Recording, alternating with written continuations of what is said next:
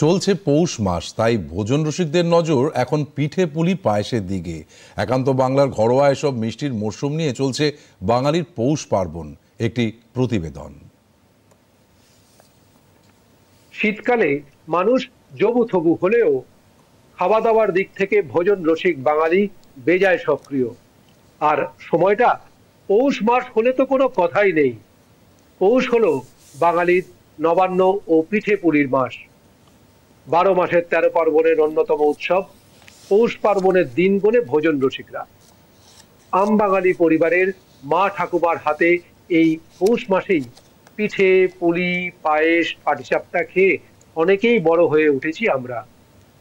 তাই খাওয়ার ইচ্ছা থাকলেও বর্তমানে কর্মব্যস্ততার যুগে অন্দরমহলের সময় এবং মা ঠাকুমাদের মতো দক্ষতার অভাবে খুব কম বাড়িতেই তৈরি হয় এই সব মিষ্টান্ন।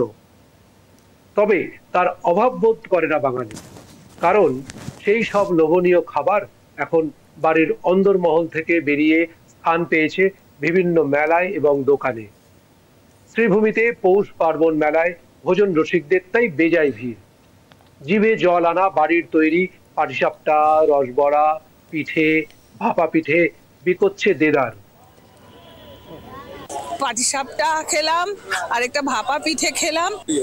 আগে বাড়িতে তৈরি হতো, আসলে শাশুড়ি মাদের জমানায় যেটা হতো সেটা এখন একদমই কমিয়ে দিয়েছি কারণ আমাদের পরের জেনারেশন খুব পছন্দ করে না। অনেক দিন পর পিঠে খেলাম, মানে আমার পিঠে হচ্ছে আমার মানে অমৃত।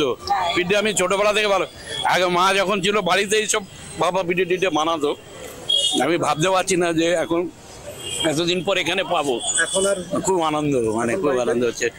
সবাই তো করতে চায় না বাড়িতে, এখন মেলাতে একটুখানি তাও রসনা দীপ্তি হয়, এই আর কি। কিন্তু ট্রাই করলেও যে পারবে মা ঠাকুমাদের মতো তা তো নয়, যার জন্য আমাদের আশা বাইরে।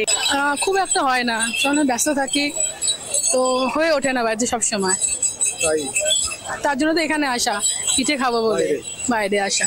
মা ঠাকুমাদের হাতে খাওয়া সেই পিঠে পুলি পায়েস এখন নিয়েছে বাণিজ্যিক রূপ। এই সিজনটাই ভালো চায়, খেতে চায়, কেন এটা তো পিঠের সিজন, তাই পিঠেটা ভালো চলে, খেতে চায় পাবলিকে। আমাদের এখানে রয়েছে ভাপা পিঠে আছে, রসবড়া আছে, ভাজাপুলি আছে, গোকুল পিঠে আছে, কদম পিঠে আছে। 10 টাকা থেকে শুরু, 30 টাকায় 40 টাকায় শেষ, যেন সর্বসম মানুষ খেতে পারে সেরকম একটা দাম রেখেছি। জিভে জল আনা বিভিন্ন স্বাদের পিঠে, দুধপুলি, পায়েস, পাটিসাপটা বাঙালির কৃষ্টির সঙ্গে ওতপ্রোতভাবে জড়িত। বাংলার এই মিষ্টান্নকে ক্ষুদ্র ও কুটির শিল্পের পর্যায়ে নিয়ে গেছে মহিলারা। তাই বাড়িতে তৈরি হোক আর না হোক, কুছ পরোয়া নেই। এই ধরনের লোভনীয় পিঠে পুলি পায়েসের অভাব যে এই ধরনের দোকানগুলি মেটাচ্ছে তা বলাই বাহুল্য। ক্যামেরা পার্সন অর্ঘ্য মাইতির সঙ্গে সুদীপ বেরা, দূরদর্শন সংবাদ, কলকাতা।